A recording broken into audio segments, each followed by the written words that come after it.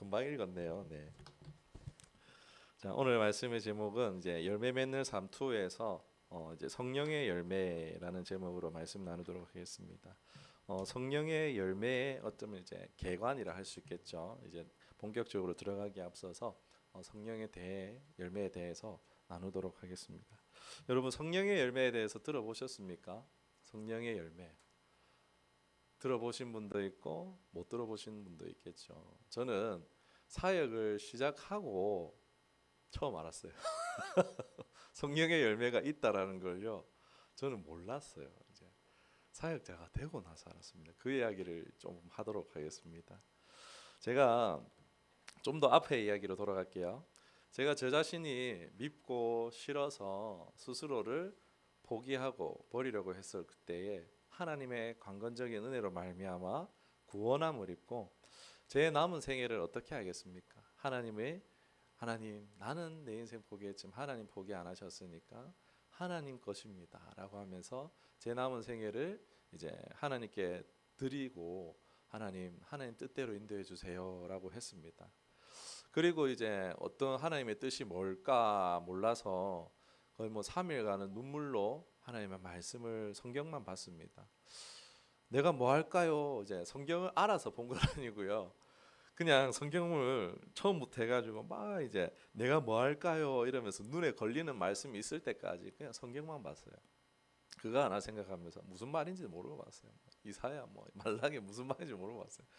그러다가 3일쯤 이제 구약을 다 읽고 마태복음 28장을 읽을 때였는데 이제 마지막 세 구절에 너희는 내그 아니죠. 그 아버지와 아들과 성령 이름으로 세례를 베풀고 그 말씀 있잖아요. 그 마지막 세 구절이 눈에 들어왔어요. 성경을 대강 이제 하나님이 뭘 원하시는 줄 알겠어요. 그런데 그래 하나님 뜻을 전하고 하나님을 전하는 거 복음 전하는 거겠구나라고 생각을 했는데 딱 하나 이제 마음에 걸리는 게 있었냐 뭐냐면은 세례라는 것입니다. 세례. 여기 보니까는 하나님의 뜻을 이루는데 필수 조건이 뭐 이제 제 눈에 걸렸던 거예요. 세례인 거예요. 세례를 주고라는 그 한 단어가 제 시선에 고정이 되었어요. 그래서 정말 단순하게 생각했습니다. 세례를 주려면 어떻게 해야 돼요? 대한민국에서 세례를 주려면은 뭐가 돼야 합니까? 목사가 돼야 되죠. 정말 단순하게 생각했어요. 이 말씀대로 살려면 이 마태복음 28장이 마지막 구절이 제 마음에 왔기 때문에 이 말씀대로 살려면은 목사가 돼야 되는구나 싶어서 요리사의 길을 포기하고 목사가 되는 것이 무엇인지도 모르고 어떻게 되는 것인지도 모르고 누가 저보고 목사 되라고 말한 사람도 기대한 사람도 아무도 없습니다. 그런데 이 마태복음 28장의 말씀이 제 비전의 말씀이 되어서 사역자의 길로 접어들게 되어졌습니다. 그리고 이제 처음 교육 전도사가 되고 아는 건 없었지만 교사들과 함께 울면서 기도하면서 유초등부를 인도했는데 정말 하나님이 훌륭한 교사들을 많이 붙여줬어요. 겸손한 선생님, 열정 있는 선생님, 똑똑한 선생님 이런 분들이 저를 얼마나 잘 이제 도와주셨는지 모릅니다. 그런데 문제는 뭔가 사역에 열매랄 만한 게 없는 거예요. 이게 사실 신앙생활 하면서 말 못할 고민이었어요. 열매. 제 마음에 하나의 무거운 짐 같은 부분이었죠. 열매.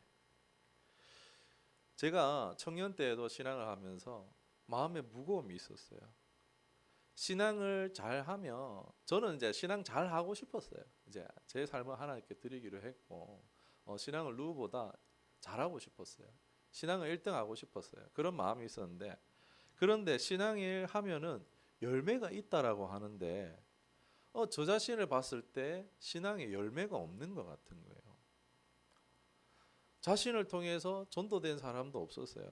지금은 돌아가셨지만 저희 어머니를 이제 성령의 강건적인 역사 가운데에 말해라 이래가지고 감동을 주셔가지고 엄마 오늘 교회 가자 이래가지고 겨우 이제 어머니를 전도하긴 했지만 그 사실 제가 했다라고 좀 그렇잖아요. 성령의 강건적인 역사로 된 거니까 뭐 전도의 시도들을 또 안 해본 것이 아닙니다. 그러나 결실로 이어지는 경우가 드물었어요.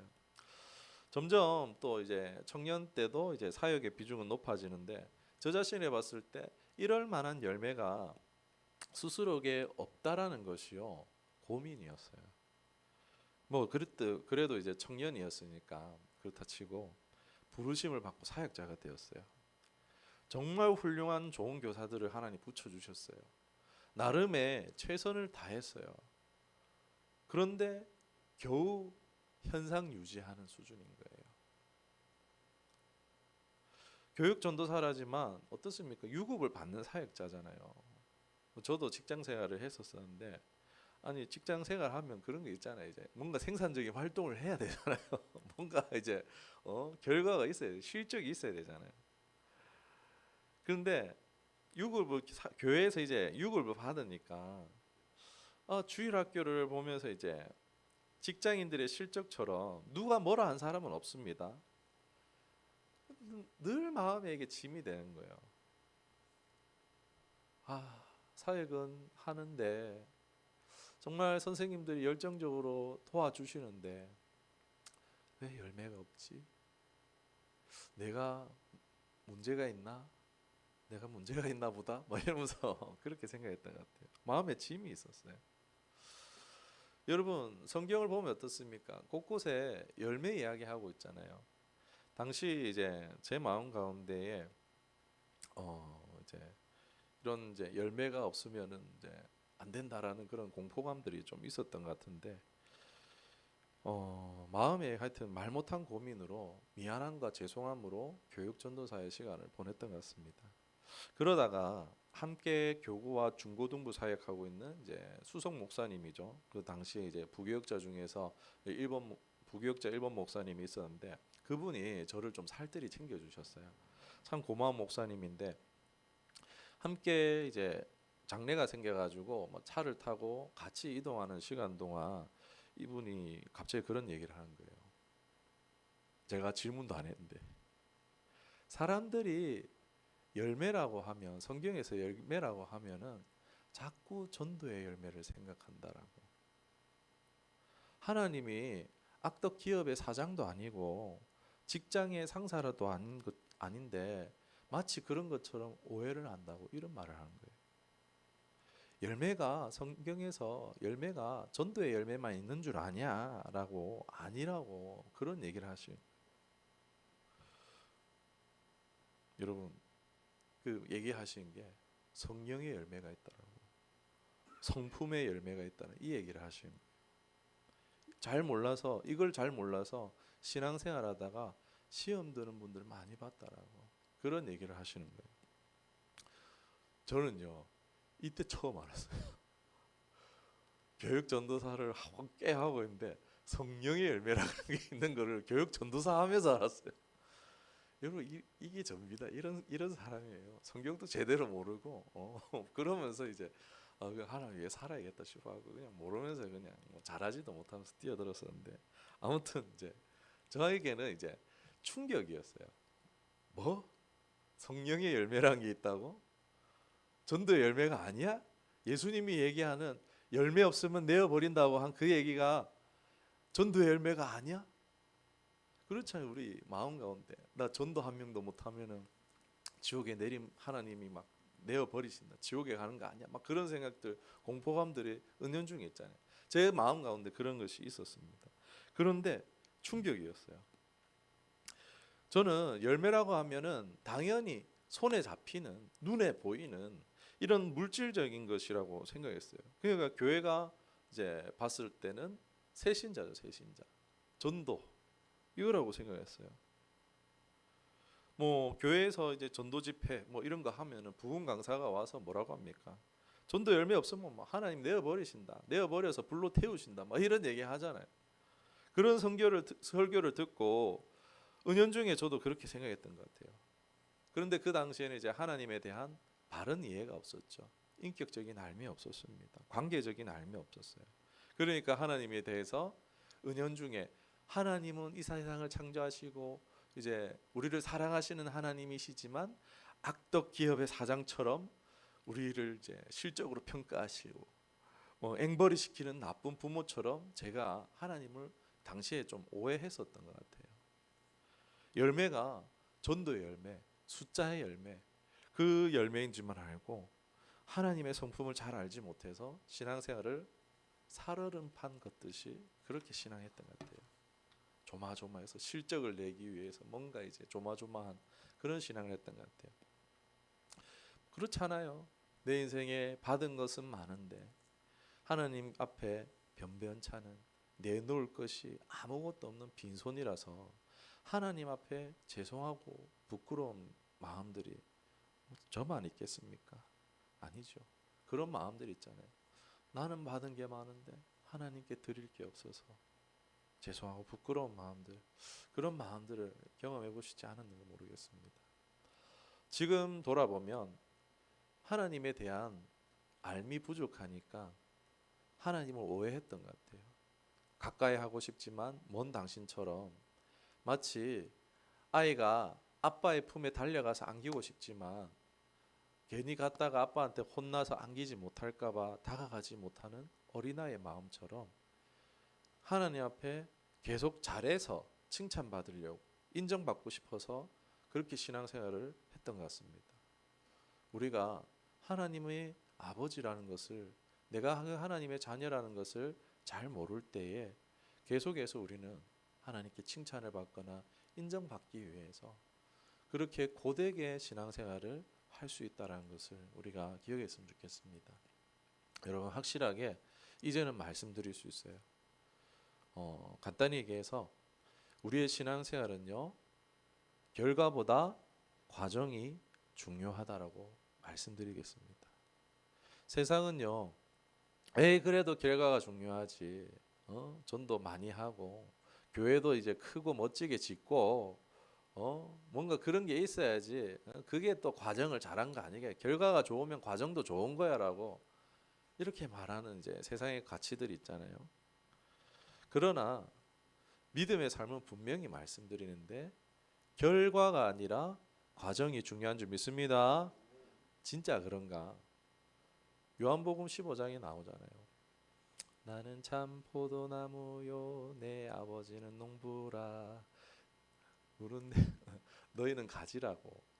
여러분, 가지가 열매를 맺을 수 있습니까? 아니에요. 너희는 잘 붙어만 있어라. 요한복음 15장이 얘기한 게 그거예요. 너희가 스스로 열매를 맺을 수 없나니 가지에게 나무에, 포도나무에 잘 붙어 있기만 하면 열매 맺는다라는 말이에요. 그러니까 우리의 삶 가운데에 중요한 것은요, 어떤 과정을 살아내는 거예요. 어떤 열매를, 어떤 목표를 실행해내는가가 아니라 그것을 어떻게 할 것인가가, 그게 더 중요하다는 거예요. 우리가 결과보다 과정을 더 중요시하고 우선을 할 수 있는 신앙생활 할 수 있기를 주님의 이름으로 축원합니다. 우리가 바른 과정을, 신앙의 삶을 살아낼 때에 합당한 열매를 맺게 하시는 분은 포도나무 대신 예수님, 좋은 농부 대신 하나님이신 줄 믿습니다. 그렇다고 제 말에 오해하지 말 것은 수적인, 물리적인 이제 결과가 의미 없다는 것은 아닙니다. 알아들으실 줄 믿습니다. 지난주 이제 회개의 열매도 그거죠. 주님께로 돌아가는 삶. 우리의 이제 회개의 삶이 뭐죠? 내 주권, 기득권, 주권 다 이제 자기의 꿈과 마지막까지도 다 주님께 돌이키며 맡겨드리는 것이랬죠. 당시 이제 저에게 있어서 성령의 열매가 처음 듣는 것이고 막 생소한 것이었는데, 여러분은 어떠십니까? 성령의 열매에 대해서 아시는 분도 있고 오늘 처음 들었어요 막 하시는 분도 있을 수도 있습니다. 이제 저는 전도사 될 때까지 교육 전도사 될 때까지 이제 몰랐으니까 괜찮습니다. 중요한 것은 늦던 빠르던 이제 바르게 가는 거죠. 어떻게 바르게 신앙하느냐가 중요하다 할 수 있겠습니다. 성령의 열매를 오늘 성경이 말하고 있습니다. 9가지 열매로 말하고 있는데 우리 다시 한번 성경의 구절, 두 구절 한번 읽어보도록 할게요. 22절, 23절 같이 보겠습니다. 시작. 오직 성령의 열매는 사랑과 희락과 화평과 오래 참음과 자비와 양선과 충성과 온유니 절제니 이와 같은 것을 금지할 법이 없느니라. 아멘. 차차 이제 9가지 열매에 대해서는 하나하나 알아보도록 하고, 오늘은 성령의 열매에 대해서 문을 여는 정도로만 오늘 말씀 나누도록 하겠습니다. 이 본문의 말씀이 있는 것은 갈라디아서입니다. 갈라디아서란 것은 갈라디아 교회에 있는 이제 지역에 있는 교회에 바울이 쓴 편지를 이제 성경으로 남겨둔 것입니다. 이 갈라디아서 5장의 핵심 내용을 정리하면 이렇습니다. 자유를 주는 복음, 복음이 자유를 준다는 것입니다. 그러니까 규칙이나 규범 이런 것에, 율법에 거기에 매이지 말라고, 다시 매이지 말라고. 자유의 복음을 너희가 받았다면 다시금 율법으로 돌아가지 말라. 종의 멍에를 매지 말라. 예수님의 믿는 믿음으로 말미암아 구원을 받는 것인데 거기에 자꾸 플러스 알파를 하지 말라, 이런 말씀입니다. 갈라디아 교인들은 예수님을 믿음으로 영접했지만 율법주의자들이 와서 계속해서 믿음을 떠나서 그래 예수 믿어야 되는데 이것도 해야 돼 라는 식으로 행위에 주목하게 했다는 것입니다. 그러니까 어떻게 했습니까? 예수님 믿는 믿음. 여러분, 어떤 종교를 봐도 어떻습니까? 대가가 있어야 되잖아요. 뭔가를 해야 하잖아요. 지극정성이라는 게 우리 안에, 정서 안에 있잖아요.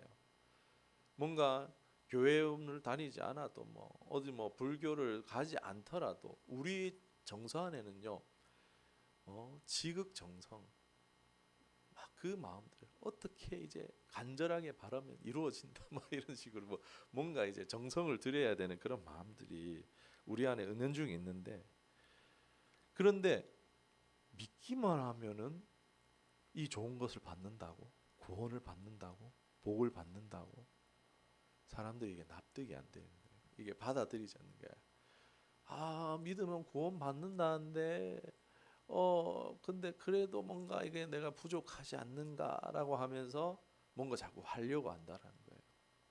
그런데 마침 율법주의자들이 나타나서 할례해야 합니다. 믿어야 되는데 당신들 아브라함의 이 할례를 받아야지 당신들도 아브라함 자손 될 수 있어요. 그래야지 예수님 믿는 것도 이것도 그래야지 여러분에게 이제 유효합니다 하면서 이렇게 얘기하니까 어떻게 그래 내가 뭔가 부족하다 싶었어. 그래 이거 해야지 이제 예수님 믿고 구원받겠지.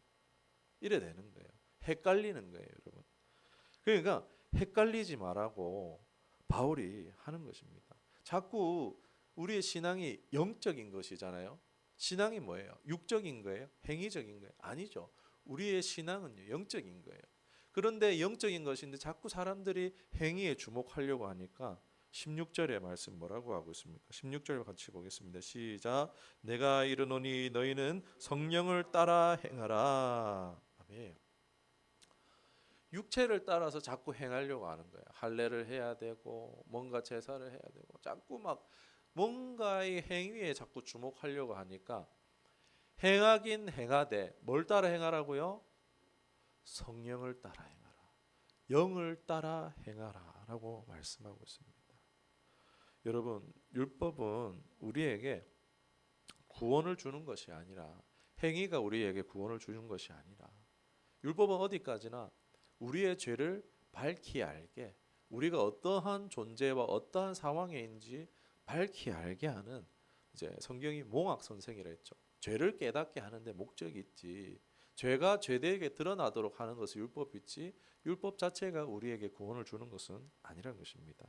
여러분, 만약에 혹여나 내가 아직 예수님이 좋아 보이지 않으신다면요, 예수님이 나는 목사님이 맨날 예수님과 관계해야 되는데, 예수님과 연합해야 되는데, 예수님 사랑해야 되는데, 어떻게 하란 말이야, 나는 예수님이 좀 하나도 좋지 않은데 라고 하면요, 성경을 읽으시기를 권면합니다. 예수님이 좋지 않은 건요, 단순합니다. 내가 죄인인지 모르는 거예요. 내가 어떤 존재인지 모르니까 예수님이 필요하겠어요? 영적으로 내가 막 지금 막 관통상 예전에 얘기했잖아요. 좀 있으면 죽는데 그런 상황인지도 모르고 내 영적 상황이 어떤지도 모르고 나는 육신으로 살았으니까 나 살았어 이러고 나는 뭐 아무 문제 없어 말하고 있지만 어떻습니까? 영적으로 죽는 거예요. 지금 상황 가운데 치료 받아야 되잖아요. 그렇듯이 영적 상황을 모르니까 내가 죄인이고 죄인이 어떻게 되는지 모르니까 그냥 괜찮다고 육신대로 살아가는 것인데 예수님이 필요 없겠죠, 이런 사람은. 그런데 내가 진짜 예수님이 필요하고 예수님이 좋아지려면 어떻게 해야 되겠습니까? 말씀을 보는 거예요. 말씀을 통해서 구약 성경 보는 거예요. 내가 얼마나 죄인인지. 이 못된 이스라엘이 바로 나구나. 그것을 우리가 깨달을 때 오라 나는 공고한 자로다. 나를 누가 이 구원해 주겠느냐 라면서 예수님을 영접하게 되는 것입니다. 우리가 말씀을 읽고 죄인됨을 깨닫고 그 주님을 날마다 사모하고 갈망하시기를 주님을 축원합니다. 아멘. 예. 율법을 지킨다고 좋은 사람, 의로운 사람이 되는 것이 아닙니다. 행위가 아무리 좋더라도 그 사람 마음 가운데에 죄가 있으면 그 사람은 죄인입니다. 여인을 보고 간음하는 자마다 이미 범죄했다. 형제를 보고 미워하는 자마다 마음으로 미워한 거죠. 미워하는 자마다 이미 살인했다라고 말하는 것이 하늘의 법입니다. 엄준합니다, 여러분. 심판을 피하여 갈 줄로 생각해서는 안 됩니다. 그 정도로 엄준한 것이 하나님의 법입니다. 죄성이 있는 사람이죠. 여러분, 제가 여기 설교를 하고 있지만 제 마음 가운데 하나님을 예배하지 않고 저 자신이 영광 받으려고 저 자신이 뭔가 욕구를 이루기 위한 그런 생각들가 있다면요, 그게 바른 것이겠습니까? 아니죠. 얼마든지 겉으로는 거룩한 척 할 수 있지만은 속이 거룩하지 않으면요, 아무 소용 없는 것입니다. 당시에도 이런 일들이 있었죠. 율법주의자인 이제 서기관과 바리새인들 얼마나 율법을 잘 지켰습니까? 요한복음 8장에 보면은 이 사람들이 현장에서 간음하다가 잡힌 여인을 예수님께 데리고 와요. 예수님을 좀 곤란하게 만들려고. 두 가지 선택지밖에 없으니까 그 둘 중에 하나든 선택하면은 예수님을 이제 막 정죄하려고, 예수님을 깎아내리려고 간음한 여인을 예수님께 데리고 왔어요. 예수님 곤란하게 만들려고 데리고 왔어요. 그런데 예수님 뭐라고 합니까? 막 바닥에 뭘 쓰시고 나서 탁 일어나셔서 한마디 하시죠. 죄 없는 사람이 먼저 돌로 치라.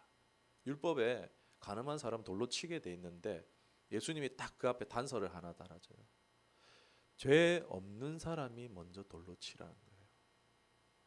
그러니까 율법을 그렇게 잘 지키던 사람들이요, 어떻게 합니까? 한두 명씩 자기 손에 있는 돌을 툭툭 그냥 바닥에 내버려 두고 그 자리를 떠나갔어요. 율법을 아무리 잘 지키지만 자기 스스로도 아는 거예요. 죄가 있다 없다?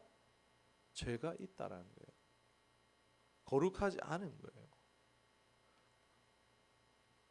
죄인이니까 스스로 죄인인 걸 아니까 못 던지는 거죠. 여러분, 율법을 지킨다고, 행위가 바르다고, 선행을 많이 했다고, 내가 구제를 많이 했다고, 내가 착한 일을 많이 했다고, 많은 사람들을 도와주고 이롭게 했다고요, 그게 바른 신앙이 아니란 거예요. 그게 내가 진짜 변한 것이 아니라는 거예요. 신앙이 뭐가 바뀌어야 됩니까? 바로 속이 바뀌어야지, 우리의 내면이 바뀌어야지 진짜 바른 신앙인 줄 믿습니다. 여기 갈라디아서에 5장에서 말하고 있는 육체를 따라 행하는 삶은 19절에서 21절에 나옵니다. 육체의 일은 분명하다, 이러이러이러한 것이 있다라면서 어떤 삶이냐? 악취나는 삶이에요. 악취나는 삶. 그러나 이제 22절 이하로 성령을 따라 행하는 삶에 말하고 있는데, 오늘 본문처럼 성령의 열매처럼 향기 나는 삶이라는 것입니다. 여러분, 육체를 따라 살면 악취나는 삶, 성령을 따라 살면 향기 나는 삶을 살게 됩니다. 저와 여러분 모두가 성령을 따라 열매 맺는 향기로운 삶들이 되시기를 주님으로 축원합니다. 아멘. 그런데 이게 누가 하냔 말입니다. 어떻게 하냔 말입니다. 바로 성령 하나님이 우리 안에 오셔서, 우리는 우리 스스로 못 바꾸지만 하나님의 영이신 성령 하나님이 우리의 영에 직접 오셔서 우리의 가장 깊은 존재인 영을 속부터 바꿔주시는 줄 믿습니다. 말씀은 우리의 죄를 깨닫고 예수님께로 인도함 받아 예수님을 영접하고 성령을 선물로 받고 성령과 동행하면서 하나님의 뜻을 알아 순종하는 삶이, 그것이 진짜 신앙이라 할 수 있는데, 정말 열매를 기대할 수 있는 바른 신앙이라 할 수 있겠죠. 그것이 사랑과 희락과 화평과 오래 참음과 자비와 양선과 충성과 온유와 절제, 이런 것들입니다. 향기로운 열매죠. 이것이 9가지의 이름으로 되어 있지만 사실 한 열매예요. 단수로 되어져 있습니다. 한 가지 열매, 다양한 맛이라고 표현할 수밖에 없겠는데 하나하나 차차 살펴보도록 할 것입니다. 여러분, 아니 신앙생활 하면은 열매 맺는다면서, 그런데 그 열매가 이게 뭐야? 라고 싶을 수도 있어요. 그죠? 예수님 믿으면은 뭔가 좀 이제 복을 받고 물질의 열매, 이제 축복의 열매, 이런 것들을 생각하잖아요. 이제 물질적인 축복의 열매 이런 거 생각하는데, 그런 열매가 아니고 겨우 이거였어. 약간 이런 반응이 올 수도 있습니다. 이제 너무나 당연할 수 있습니다. 별로 기대하지 않은 것처럼 생각될 수 있는데, 우리가 사실 이제 신앙을 시작할 때 초자연적인 이제 역사를 기대하면서 예수님을 따르는 것도 없지 않아 있습니다. 그런데 그 열매가 사랑이니 도덕적인 것인 것을 열매로 거둔다고 하니까 실망스러울지도 모르겠어요. 그런데 여러분, 우리가 세례 문답을 이제 할 때 기억하실지 모르겠는데, 거기서 하나님의 특성과 속성을 배워요. 세례 문답을 받을 때 여기에 이제 하나님의 공유적인 속성과 비공유적인 속성을 배웁니다. 비공유적인 속성이 뭐죠? 하나님은 자존하신다. 스스로 계신다. 하나님은 불변하신다. 하나님은 완전하시다. 하나님은 영원하시다. 하나님은 전지하시다. 하나님은 전능하시다. 이런 속성들이죠. 이게 우리가 가지지 못한 하나님만 가지신 특별한 속성이죠. 그런데 생각해 보면요, 우리의 신앙이 이제 자라지 못하는 이제 어려움을 겪는 이유가 뭐냐면요, 바로 우리의 신앙의 기대를 이 비공유적 속성에 기대하고 있을 때 우리의 신앙이 이제 어려움을 당할 수 있다는 거예요. 창세기에서 아담과 하와가 지은 범죄가 무엇입니까? 선악과를 따먹은 것인데 뱀이 뭐라고 했죠? 이거 먹으면 눈이 밝아져서 하나님처럼 된다. 다 알 수 있어. 라고 얘기했죠. 뭐죠? 비공유적 속성이죠. 하나님의 공유적 속성이 아닌 비공유적 속성. 이것을 탐하게 만들었고 이것을 탐했고 그 결과 이걸 먹은 거예요. 선악과를 먹는 죄를 짓게 된 것입니다. 하나님처럼 되는 거. 우리가 우리의 신앙이 사실 성장하거나 건강한 신앙을 하기 위해서는요, 비공유적 속성에 몰두하면 안 돼요. 그런데 자꾸 신비적인 것에 주목하는 경향들이 없지 않아 있다는 거예요. 잘 생각해 봐야 돼요. 나의 신앙이 하나님이 허락하신 공유적 속성에 주목하고 있는지 비공유적인 속성에 주목하고 있는지 생각해 봐야 돼요. 끊임없이 이제 비공유적인 속성, 전지하고 깨닫고 알고 신비적이고 보고 열리고 여기에만 주목할 때 우리의 신앙에 막힐 수 있다는 거예요. 어려움을 당할 수도 있다는 것입니다. 그런데 하나님이 허락하신 것이 있어요. 우리의 신앙에 열매 맺도록 문을 활짝 열어두신 게 있어요. 비공유적 속성을 하나님 아예 닫아 놓았다는 건 아니에요. 필요하면 열어주십니다. 치유, 전지와 전능 이런 영역들을 일부 하나님 열어주실 수 있어요. 그게 은사자잖아요. 일부 열어줄 수 있는데, 그런데 그걸 쫓아가면 안 된다는 것을 말씀드렸고, 하나님이 우리를 하나님의 형상으로 창조하셨어요. 우리에게 하나님의 속성, 공유적인 속성들을 허락하셨어요. 그것이 이제 우리가 세례 문답할 때도 배웠어요. 거룩, 의로움, 진실함, 선함, 사랑 같은 이런 속성들을 우리가 하나님을 닮아서 할 수 있다는 거예요. 이게 동물들에게 있지는 않습니다. 동물에게 의로움이 있습니까? 동물에게 거룩함이 있습니까? 동물에게 사랑, 선함 이런 것들이 있습니까? 하나님이 사람에게 허락해 주신 공유적 속성이 있어요. 바로 우리의 성품 같은 것이죠. 바로 성령의 9가지 열매가 바로 그것입니다. 우리의 신앙을 하다 보면 우리의 기대와 하나님의 기대가 늘 엇갈리는 것을 발견할 수가 있는데 예수님을 믿어서 뭐 별로 좋을 것이 없네가 아니라 성령님의 통치, 이 변화와 성장, 성숙, 성화라고 하는데 여러분 내 스스로 변하는 게 쉽습니까? 안 되잖아요. 그런데 하나님을 믿으면 변할 수 있는 거예요.